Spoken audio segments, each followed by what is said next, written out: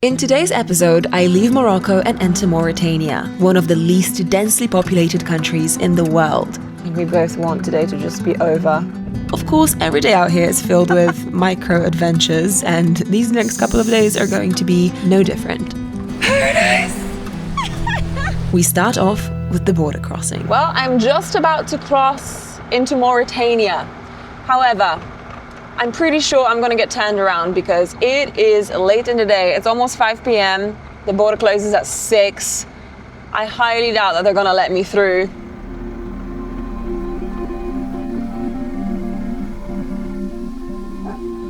Bonjour. Est-ce que c'est encore ouvert? Ouais. Ah oui? Okay, the police officer said that the border crossing is still open, so I just need to print out my Mauritanian visa. When that's done, let's see. Hey. Merci. C'est combien? Rien du tout. Vous êtes sûr? Je fais Oh, je fais pas traîner. oh, merci beaucoup. Okay, so this gentleman has printed me the paper, the visa. He doesn't normally print things, apparently, but he did print it for me, and he didn't want any money for it, so that was very sweet. And oh my God, this might just work. You know, I had so many bad things about this border crossing that, like, you know, people arrive really early in the morning at like 8 or 9 a.m. Takes them like 8 or 9 hours to cross, and it's just a nightmare. If this works out for me, this is ridiculous. Arriving just before closing time and hoping for the best. Very typically me.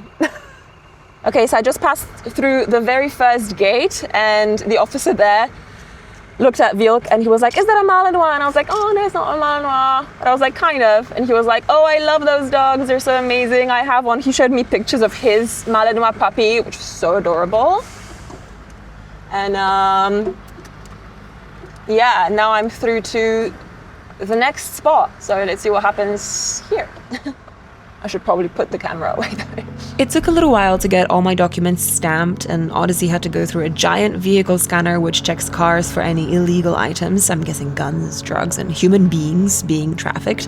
Eventually, I got stamped out of Morocco, but that wasn't the end of the process. I almost can't believe it. I think I must have gotten through the Moroccan side in record time, because that took me exactly 1 hour.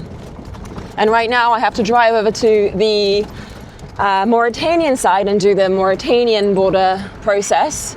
But before I do that, I have to go through no man's land.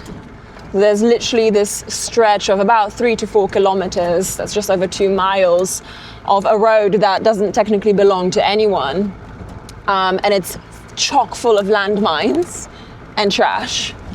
And yeah, it's a little eerie to be here, honestly. Just look at this.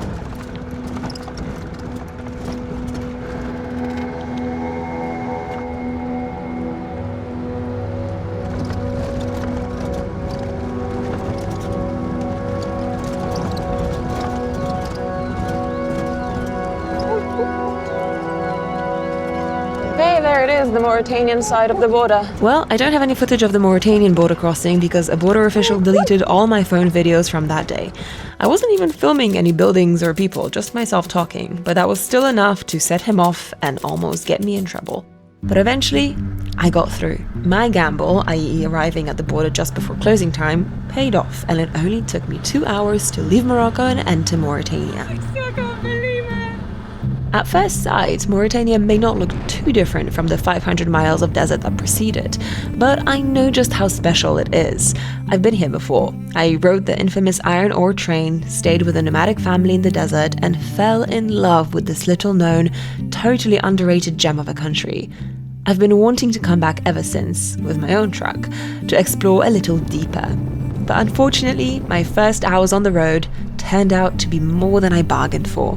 My plan had been to cross the border in Guerguerat and drive south to the Mauritanian city of Nouadhibou to spend the night, but things don't always go according to plan.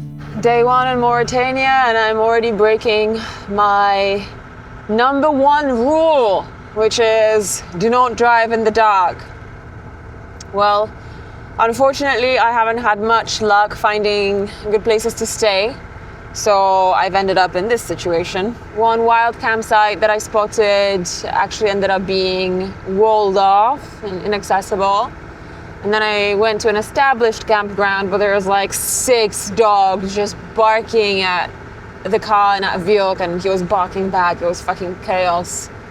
There was no way that was gonna work. So now I'm cruising around in the dark in Mauritania where there's potholes and goats and rocks on the road. I'm grateful that I was able to cross the border today, but I guess the downside is that I'm now driving in the dark looking for a place to stay.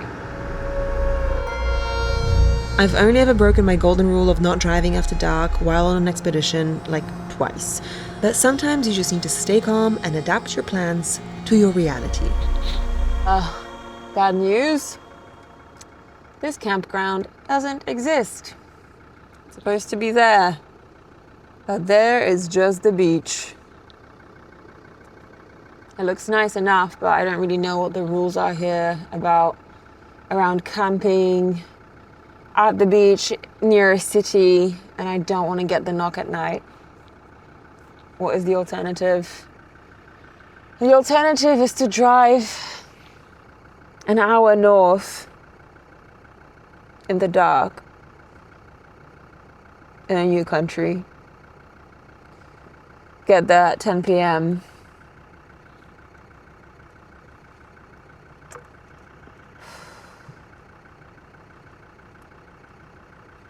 I'm just so tired, and I know that Vjok is completely fed up with today. Yeah, I know you're fed up, huh?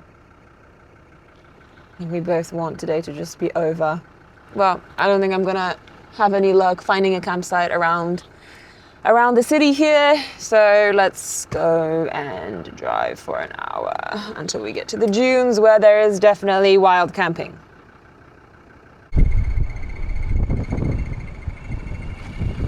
That's why we don't drive after dark here.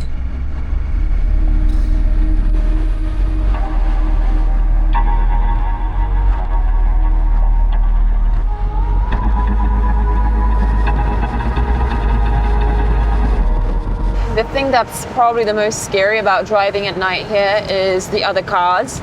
So the road is quite narrow, and in some places it's covered with sand on the side, and then the drop on either side is quite rough and high. And when cars come from the opposite direction, they're passing by really close. I'm really trying my best to stay right on the edge of the road, but I've no guarantee that they will, so it's a little terrifying. Oh. I do not want to be doing this ever again. So basically I had found a location on an overlanding app that claimed to be a quiet, wild campsite behind a big dune. I was headed there since that was my best shot at finding a safe and peaceful spot for the night. But actually getting there wasn't so straightforward. Are we off-roading in the pitch black? Yes, we are. Why not? In the desert, in a new country, without knowing where I'm going. Why not? Because some person on an overlanding app says there is a good spot to camp nearby. Do we trust them? Not really. Do we want to trust them? Yes.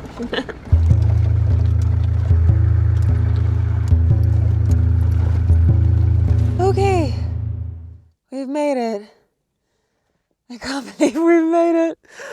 I actually managed to find a spot to camp that feels good. We're in Mauritania. We're in Mauritania. What did you find, buddy? What's that? Did you have a long day? Are you just... It's just plastic, buddy.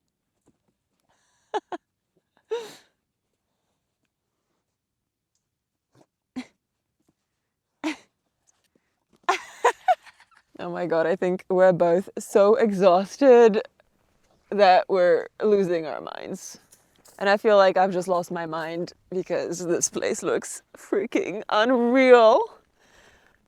We're camped in the embrace of a massive dune. I know you can't see this right now. I'm gonna have to show you tomorrow morning.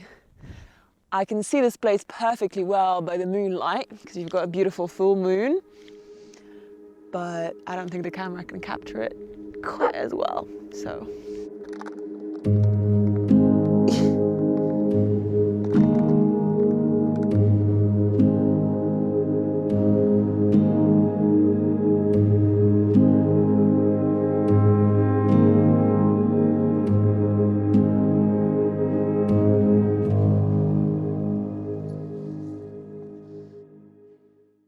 Good morning from Mauritania. We're here. Can't believe it. So, last night didn't exactly end on a super high note. However, I think I ended up in just the right place because when I said that I'm sleeping in the embrace of a dune, this is what I meant. Hey buddy, Luke? How do you feel about this place?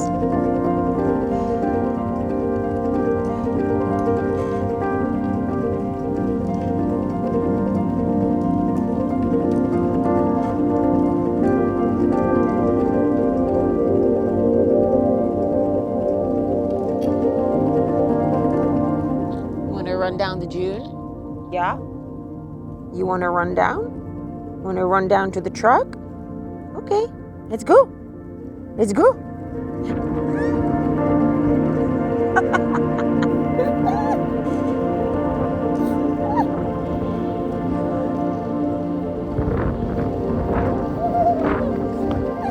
We made it.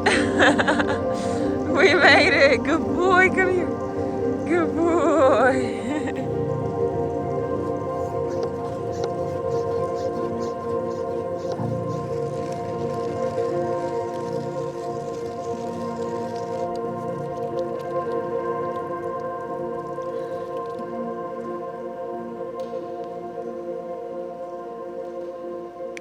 So while my coffee is brewing, I thought I'd show you guys my morning nutrition / supplement routine.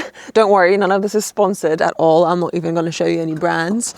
I just want to share with you some of my bougie ways. This is just self-care on the road, basically.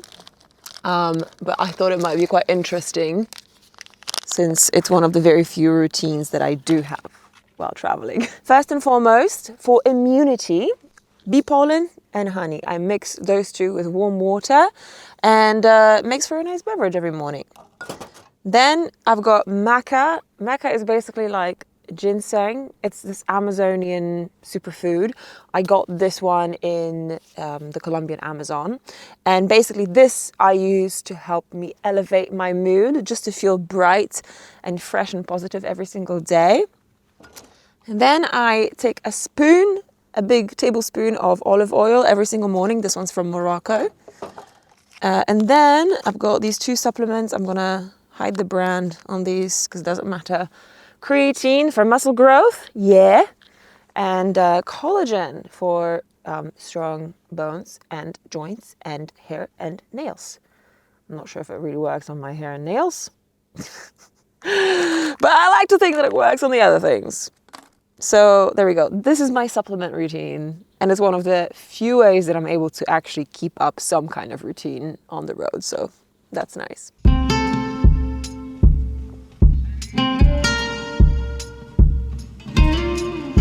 Honestly, I think one of the best things about taking all of these supplement things is that because I mix them all with water, by the time I have my morning coffee, I will have drank like half a liter of water. And that's got to be a good thing, right? Another part of my routine out here is having my morning coffee and journaling. So much happens every single day on the road, and I just want to make sure I remember as much as possible. I know that these journals will eventually form the backbone of my next book, which I'm already ideating in my head. Yes, I know my first book hasn't even come out yet, but it is coming so soon. Anyway, it is time to leave the embrace of the dune and officially start the Mauritania leg of Expedition Sahara. This is my route plan over the next couple of days. First, I plan to spend a night camping at the Atlantic coast and then drive to the capital Nouakchott, where I'll be able to pick up a drone to document the rest of the journey. Okay, I've just found a shop. I'm gonna stop here, get some bread, maybe a cold drink, and then we'll keep going. We'll keep going south. Well, this is a pretty interesting spot. Okay, unfortunately, this place only has rice and meat, no bread, no drinks. They said that the next store is in Chami, which is 50 kilometers away. How are you feeling about all this, buddy, huh? It's so crazy. Non, c'est pas un bulldog. C'est pas bulldog. C'est un berger allemand. Berger allemand. Oui. All right. Let's get to that store. Mauritania is fascinating. It is 90% desert, and so I guess it shouldn't come as a surprise that it's one of the least densely populated countries on Earth. This place definitely has a kind of a Wild West vibe to it, which is really cool. It's really interesting. You can fit the whole of the United States East Coast inside Mauritania, but it only has 5 million inhabitants. Mauritania is a very interesting place to drive around in because, oh God, the potholes are so deep. Not because of that, because you're literally just driving through these big empty stretches of desert. And then once in a while you'll pass by a settlement and there's just some makeshift shacks, you know, maybe a shop, maybe not, maybe a mosque, maybe not. But you're kind of like looking around and you're like, who lives here, you know? It makes you wonder, like, who lives out here so far from any shops, from urban centers, just along a very empty stretch of road in the desert. Okay, I made it to a store, also a gas station. Let's grab some cold things. Oh, this looks really good. Look at this amazing bread that they have. Oh, this is actually a surprisingly good choice of all kinds of delicacies. Oh, they've got Fanta, they've got melon milk.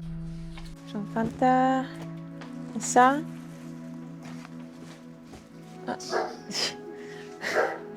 Il est fou. Et le pain?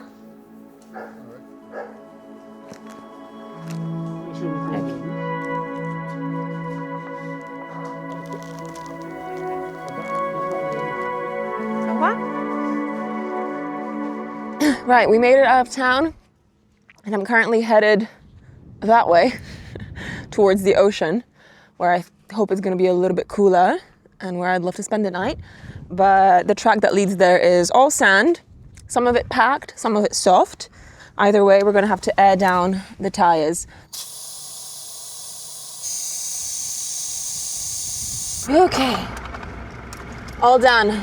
Let's keep going.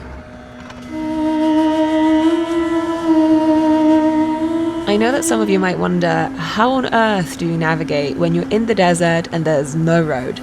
Well, in this particular instance, I knew I had to head west, so I had my map out with the compass right there, and I tried to follow all tire tracks that headed in that direction. It's not an exact science, but I love the challenge, and eventually I got to the coast. Well, the first proper campsite in Mauritania is pretty spectacular, because over there, you can't see it, but I can. Over there is the Atlantic Ocean, and we're going to go for a swim in just a few moments. But first, I'm going to open up the awning to give us a little bit more shade, and then we're going to go swim. Yes, yes, yes, yes, yes to all of this.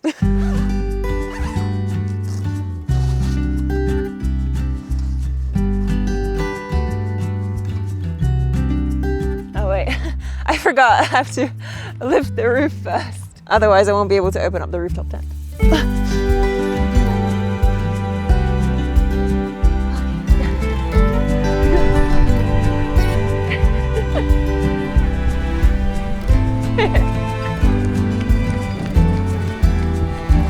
This This is amazing. I am jumping right in.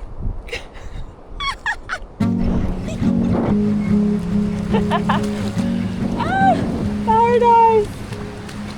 Paradise!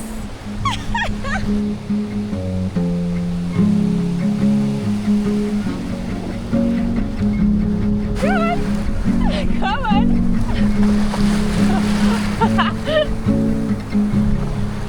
Luke is like, I don't know about these waves, they look suspicious.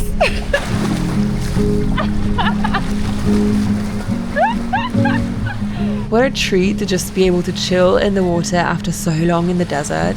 Vjok and I loved it so much. And in the next episode, I get my hands on a drone again, which means I'll finally be able to show you guys the true scale of these places. And of course, I'm about to experience another breakdown. More on that next week.